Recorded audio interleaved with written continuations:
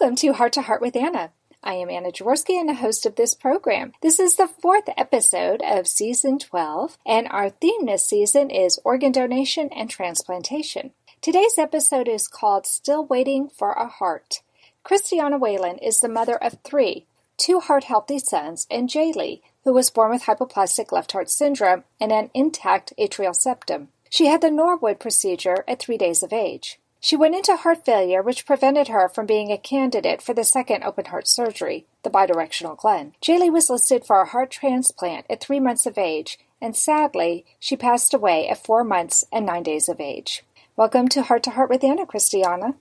Thank you so much for having me. I'm happy to be here. Well, I'm so happy to have you on the show so we can talk about Jaylee. It's always really helpful and healing for me to get to talk about her, so I'm looking forward to this. Wonderful. Why don't you start off by telling us about Jaylee's condition? Because not all of my listeners will know what hypoplastic-left-heart syndrome is. I went in for an appointment when I was 24 weeks pregnant with Jaylee. The OB was doing his ultrasound. At the end of it, he looked at me with a worried look, and he told me that something was really wrong with Jaylee's heart. At that point, I didn't know the extent. I had one of those out-of-body experiences where everything was spinning and I couldn't really take in what he was saying. Over time, we found out that she had hypoplastic-left-heart syndrome. It's called HLHS sometimes. Mm-hmm.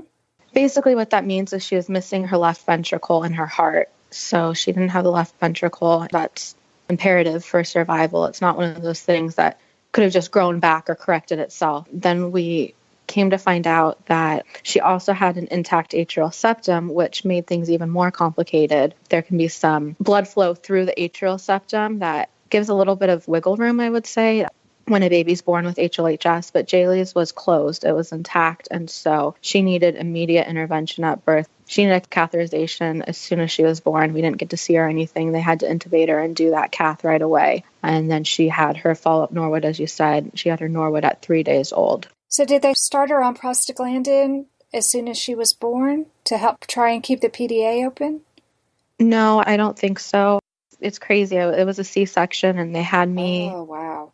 They didn't even deliver her in the OB area. It was in the surgical area. So they had 3 operating rooms, one for me, and then one set up in case she needed open heart surgery right away, and then another team set up for the cath. Wow. Yeah, and so they took her. I asked if I could see her, and they said, I'm sorry, we got to take her right away. Oh.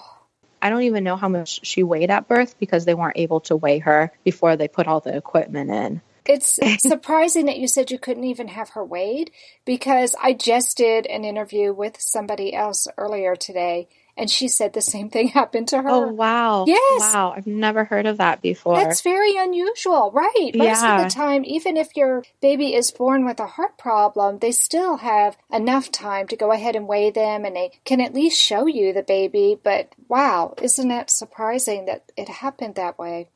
Was this your first baby? No, so we actually have an older son. He was 2 when Jaylee was born. They're both June birthdays. She's our second. Okay.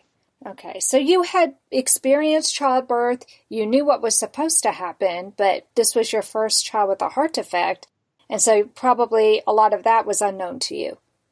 Yes, exactly. It was totally unknown grounds and just not what you expect, you know, right. When you think about motherhood and you think about pregnancy and all those little things. It was definitely not at all like what we were expecting from the moment we got our diagnosis. Absolutely. And so for those listeners who may not understand the importance of the left ventricle, it's the left ventricle in your heart that pumps the blood to the whole body. So if that part of the heart is hypoplastic, which means too small, or non-existent, then you have real trouble because the heart will not be able to pump blood to the whole body. And of course, we know the brain especially needs that blood, needs the oxygen that blood provides, or else you'll have catastrophic problems. And that's why they had to rush her away so quickly. What they'll do in that procedure immediately before they can even do the Norwood procedure is put a little hole between the atria. That's why they were saying she has an intact atrial septum. What that means is the septum, which is the piece of material that separates the two atria, there was not a hole, which means there was no way for oxygenated blood to get to her body.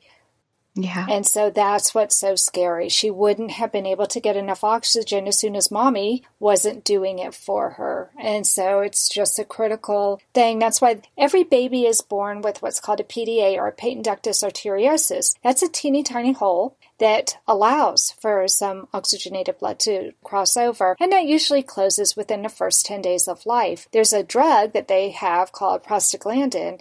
If that drug is administered right away, it can help keep that open so it doesn't close too quickly until they can get into the operating theater. So, wow, talk about an emergency procedure and talk about being scared. Yeah, we're terrified. Yeah, so did she ever get a chance to leave the hospital?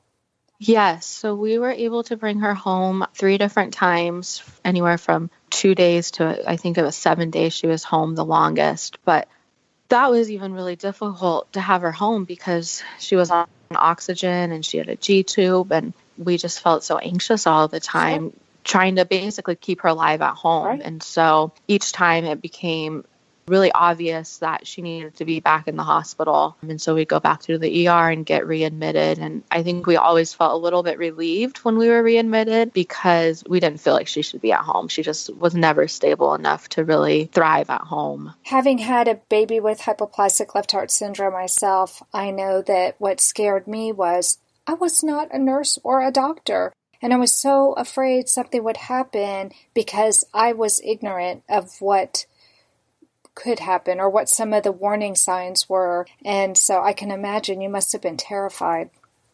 Yeah, exactly. So I assume that neither you nor your husband have medical training either. No. I mean, she didn't come home until she was about a month old for the first time. So by then we were very involved in her care and, knew how to use the G-tube, knew how to do all of those things. But no, we did not have any type of medical background. And so for those listeners who don't know what a G-tube is a feeding tube that is put inside the baby because the baby, in this case, probably lacked the energy to be able to eat enough to keep her alive. Yep. It's very complicated. There's so much going on that I can understand you would feel more comfortable with her being in a hospital where she had round-the-clock care. Yes. We were also very thankful to have that time home with her. It's time we'll treasure forever. And we were able to take her on a couple walks and, she had that time with her brother at home. So, we're very thankful for that as well. And of course, you want your child home and not in the hospital, but you also want them to be where they're safest. And for her, we felt like that was the hospital. Texas Heart Institute were offering us a mechanical heart, and he said, no, Dad, I've had enough. Give it to someone who's worthy. My father promised me a golden dress to twirl in. He held my hand and asked me where I wanted to go. Whatever strife or conflict that we experienced in our long career together was always healed by humor. Heart to Heart with Michael. Please join us every Thursday at noon Eastern as we talk with people from around the world who have experienced those most difficult moments. I am with Origami Owl Jewelry, and we personalize lockets. It has helped me heal so much by having that locket. I've had other friends and customers who have created lockets. They love their lockets, and they gift lockets to people who are bereaved or they're celebrating somebody. To get your own Origami Owl locket, contact Nancy Jensen on Facebook or her website, fancydanceme.origamiOwl.com. You are listening to Heart with Anna. If you have a question or comment that you would like addressed on our show, please send an email to Anna Jaworski at anna@hearttoheartwithanna.com. That's anna@hearttoheartwithanna.com. Now, back to Heart with Anna. Christiana, in the first segment, we were talking about Jaylee's hospitalization. What did the doctors tell you about transplantation? Was transplantation her only option? So my husband and I were prepared for the 3 stages of surgery, which would be the Norwood and then the Glenn and then the Fontan. And we had just always assumed that's the process she would go through. And we hadn't even really thought too much about transplant. I think when we had asked the surgical team during my pregnancy if that was an option, they had told us that that would be more of a last resort and not something that they typically choose to do. And so we just hadn't really researched that option or thought about it. And so Jaylee had her Norwood, and then the heart failure really never improved. She continued to just be in really poor health. The doctors did a couple of different catheterizations that ended up showing things still looked really bad in her heart. After one of those catheterizations, the surgical team told us that they did not feel she was a candidate for the Glenn surgery, which was just, I mean, it shook our world up because that's just what we had assumed was going to happen next. That's what we were preparing for. And so to hear that, yes, it definitely shook us up and took us off guard. But then I think we're the type of people that once they told us what they wanted to do, that they wanted to do a transplant, we just kind of dove into that. The transplant process, just to get on the transplant list is a process. It was about a 6 to 8 day process of interviews and meeting with different members, doctors, psychologists. Everyone wants to make sure that if they give this baby the precious gift of a donor heart, that we were going to be able to take care of her and that basically that she deserved this heart. And we had to kind of prove that to the team. And then the team went before this committee and they ultimately decided to list her. They listed her with the highest priority. She was a status 1A, which meant if there was other babies or people her size that were generally more healthy, she would get a heart first. And so I think we had a lot of hope in that she was high priority and it was likely she was going to get a heart. Wow. I had no idea it was such an ordeal. I mean, I knew that there were some interviews, but you make it sound really scary that you have to go through and to prove that she is a worthy recipient of this heart. Yeah. Wow. Even 6 to 8 days when you're in the hospital and you're sleep deprived, you're stressed to the max, you're wondering how you're going to manage all of this and still take care of your heart healthy son. And I'm sure one or both of you were also working. Were both you and your husband working? My husband was working. Thankfully, we had a lot of family support. So one of us, between my husband, myself, and our family, one of us was always with Jaylee. Wow. Which I'm very thankful for. That's wonderful that you had that kind of support. So tell me what you would tell another family who is in the same situation you were in and their baby is waiting for a heart. You know, that's a really tough one. It's a really tough one. I think as a culture, as a society, our first instinct is to tell someone, oh, just be positive or just pray really hard, it'll happen. But as we know, that's not always the case. I think that for us, looking back, hearing that, we're like, okay, so what did we do wrong? Did we not stay positive enough? Did we not pray hard enough? But I think the reality is that there's not a lot of donor hearts available. And so there's a chance your baby might not get a heart. And I think it's good to be hopeful. It's good to be optimistic, but also to live with that reality and to savor each moment with your child and to not take that time for granted, that time waiting for a heart. I was talking to my husband last night and we were saying, you know, we were looking ahead to how we were going to care for Jaylee once she got that heart. We do feel like we really treasure that time with her, but the reality is there may never be a heart.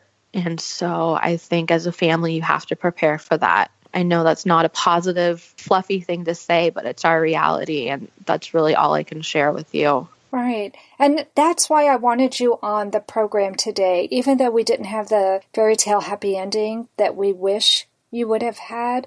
I think you have a valuable story to share. I think Jaylee's life meant something. She was valuable, and we can learn from Jaylee. Yeah, she may not have been able to grow up and play with her brothers, but she's still part of your family. She's still with you. Absolutely. Yeah. Yeah, absolutely. Thank you. Well, what was the most valuable lesson you learned from Jaylee? We learned a lot of things, I think, through Jaylee and through her journey. She taught me a lot. She taught me strength. Here's this precious newborn baby girl who's getting poked and prodded, and she still was smiling at, I don't remember, 8 weeks older, whenever baby starts smiling, there she was smiling at us through all of this. And I think I look back on that and I think, if she could fight and smile and do it, I can do it. I can carry on without her. And I will carry on without her for our family. And so she taught us that. She taught us love and how to love. And as a parent, how to love our children fully through the hard times and to realize that each moment is a gift. And so I think her life taught me not to take a moment for granted and just to savor that time with our other children and to savor the memories we have of her. And then with our faith, I think, after going through such a trauma, it definitely shakes your faith. And not that we walked away from our faith. I think it's a journey. It's definitely a journey, but I definitely have more of an eternal perspective than I ever had before. As a Christian, I always was thankful for Jesus' sacrifice on the cross and thankful for heaven, but I never was so thankful as I am now, knowing that we'll get to be with Jaylee again. And even if we're on this earth for another 50 or 60 years and we're grieving her during that time, that's nothing to the time we have with her in heaven for eternity. And so I definitely think about my faith a lot more now. Wow. I don't think you can experience something like this without having some kind of crisis of faith, but it sounds like you've come out stronger on the end. Yeah. I think it's definitely a journey, and each day is different, but I couldn't have walked this journey without it for sure. Well, and it sounds like you had so much love and support from your family that maybe this also brought your family closer together. Yeah, absolutely. I think you're right. It sounds like you've had an amazing experience that could have been devastating and destroyed you, and instead it's lifted you up. Yeah, I think so. I think it definitely just makes you cherish the things that matter.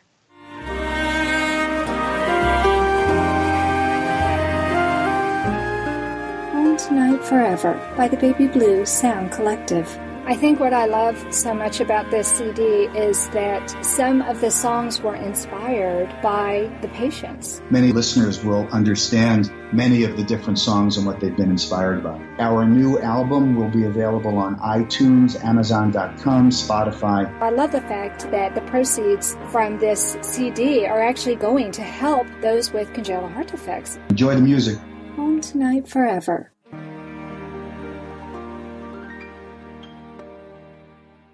Anna Jaworski has written several books to empower the congenital heart defect, or CHD, community. These books can be found at Amazon.com or at her website, www.babyheartspress.com.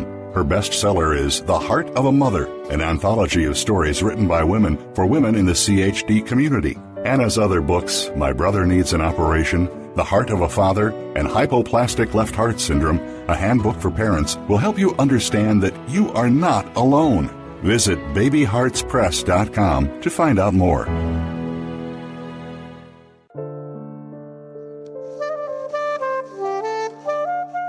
Heart to Heart with Anna is a presentation of Hearts Unite the Globe and is part of the Hug Podcast Network. Hearts Unite the Globe is a non-profit organization devoted to providing resources to the congenital heart defect community to uplift, empower, and enrich the lives of our community members.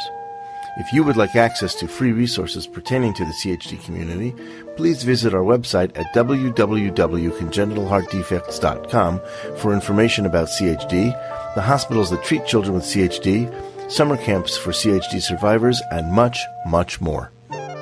Christiana, before the show you told me that you've adopted a little boy. What was the deciding factor in choosing adoption to expand your family? I think I've always wanted to adopt. As far back as I can remember, it was something I wanted to do. So for me, it wasn't a plan B, it was plan A. And after my husband and I got married, it was something he was open to as well. Good. So I'm super thankful for that.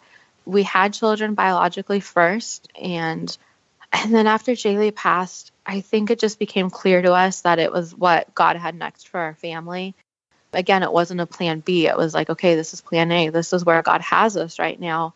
We always have wanted our children close in age. So Jaylee and our oldest Ezekiel were 2 years apart, which we were, so excited for. We wanted them to have siblings close in age. So we didn't want to wait a whole lot of time to have another child. And I was still healing from the C-section, and there was just a lot of factors that made it clear to us that, okay, now is the time to adopt. We felt a lot of peace about it, and so we knew it was time to move forward. And we didn't wait very long to start the adoption process after Jaylee passed. We waited a few months prayed about it, focused on our grief, and then we really felt now is the time to move forward. And as soon as we got going with the process, it was just really clear that we had made the right decision.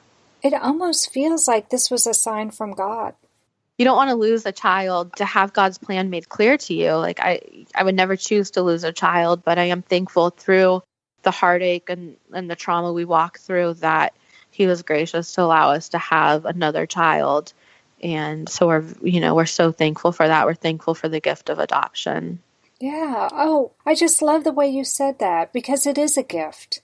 It really is a gift. Well, tell us about your adopted son. Our little guy is 8 months old already, and he's a joy. He is such a sweet, little mellow personality. He's just smiling all the time, and he and his big brother are already best friends. It's so beautiful for us to watch them together, to watch them become best friends. As our baby is getting older, it's just really fun to see our boys playing together and lighting up when they see each other. Our oldest, Ezekiel, won't go to bed without snuggling with his baby brother. Aww. And so, yeah, we're so thankful for that. I'm so thankful. Are you taking a million pictures, Christiana? Yes, we are trying to take a million pictures. Yes, for sure.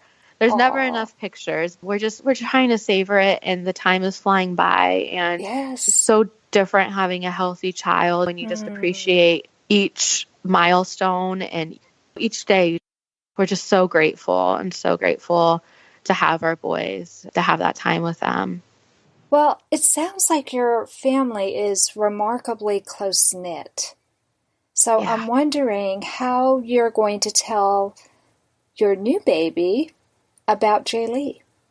We talk about Jaylee every day. Ezekiel, our oldest son, has a really good memory. So even though he was 2 when Jaylee was in the hospital, he remembers a lot of things. He remembers going and playing in the playroom and being with his sister, listening to lullabies with his sister. So he still talks about Jaylee every day. And it sounds like they're good memories. Yes. So I think it's just a natural thing that our youngest is just going to grow up learning all about his sissy. We do spend time at her gravesite talking about her and thinking about her. She's never far from our mind. We love saying her name. We love talking about her. Still a daily part of our life and of our conversations. So do you have any special traditions? It's so early yet, or have you thought about any special traditions that you want to have that would include Jaylee? We had a Facebook page where I would post all her medical update during her fight, during her journey, and we continue to use that page to kind of process through our grief and share memories of Jaylee and share pictures of her. And so that's really, really a helpful thing for us. Mm-hmm. It's on Facebook. The page is Jaylee's Journey of Hope. So it's just always such a blessing for us to have that place to talk about her and to share. Okay, now I'm just rambling. No, it's okay. You know what? I think that unfortunately in American culture, and maybe it's different in other countries, I really hope it is, it's almost taboo to talk about losing a child. People shy away from that, and I think that's such a pity because it doesn't give you the time to process your grief. I mean, this is something you are going to live with for the rest of your life. Yes. But since you're a Christian, you have the faith and the belief that you'll be reunited with her again. And while that's comforting, and I'm glad that you have that, it doesn't take away from the fact that you miss her every day. Exactly. So yes, in our minds, our family is an eternal family. She's always a part of our family. And so when people don't talk about her or act like she's a taboo topic, it's hurtful, just like I think it would be if you didn't talk about someone's child who's still living. Right. And so we try to bring her up as often as possible. And I guess her Facebook page is kind of a place where even when I feel like people aren't acknowledging her or people have forgotten her, I can still talk about her and everyone has to listen. Well, exactly. You know what? And for me, processing having a child with hypoplastic-left-heart syndrome was extremely difficult. I had, just like you, I had a son who was heart healthy. I didn't expect anything to go wrong with my second pregnancy because my first pregnancy was normal. And I didn't find out in utero. I didn't find out until after my son was already born. Wow. And it was so hard for me to process it that I ended up turning to writing, and I know that you're a writer too. Yeah. Do you find that the writing is therapeutic for you? Oh, absolutely. Absolutely. It's so therapeutic for me. I think sometimes I go through stages where I just can't write because I don't know what to write anymore. Mm-hmm. In those times where I can really release and let it out, it is such a breakthrough in the grieving process. Yes, that's the perfect word, release. I just lost my mom. Oh gosh, I'm going to start crying. I just lost my mom in February 2018, and it's still very fresh. We're recording this show, and it's been less than 3 months. In addition to writing about it and the writing helping me to process what I'm going through and not having my mother anymore. But like you, I'm Christian, and I know I'll be reunited with my mother again someday. But I just did a program with Heart to Heart with Michael, and I helped write the script for the show, which was therapeutic. And I wrote out all my answers ahead of time so I could process how I would talk about her to honor her. Yeah. To make her memory something valuable to others as well. And that was therapeutic for me. So I think it's good that you have that Facebook page and you have people there who probably have been with you on your journey from day one. Absolutely. Yeah, I like how you said that. It is a way to honor the people we've lost, to write about them and to carry on their memory, because there's nothing worse than losing a family member, but then to feel like their memory is being forgotten, that just increases the pain. Yep, we can't let that happen. No, we definitely can't. We definitely can't. As long as we keep remembering them, they're still alive. In some way, they're still alive within us. And I think that's what we have to cherish and what we have to hold on to. Thank you so much for coming on the program with me today, Christiana. I really enjoyed visiting with you. You too. Thank you so much for having me. I really appreciate it. It's been really nice talking to you. Well, I enjoyed it myself. Even if we did share a few tears, that's okay. Yes. Friends can share tears. That's part of the therapy too. Yes, absolutely. It's definitely healthy and much needed sometimes. Yes. Well, that concludes this episode of Heart to Heart with Anna. Thanks for listening today, friends. Find us on iTunes and subscribe. And remember, my friends, you are not alone. Thank you again for joining us this week. We hope you have been inspired and empowered to become an advocate for the congenital heart defect community. Heart to Heart with Anna, with your host Anna Jaworski, can be heard every Tuesday at 12 noon Eastern Time.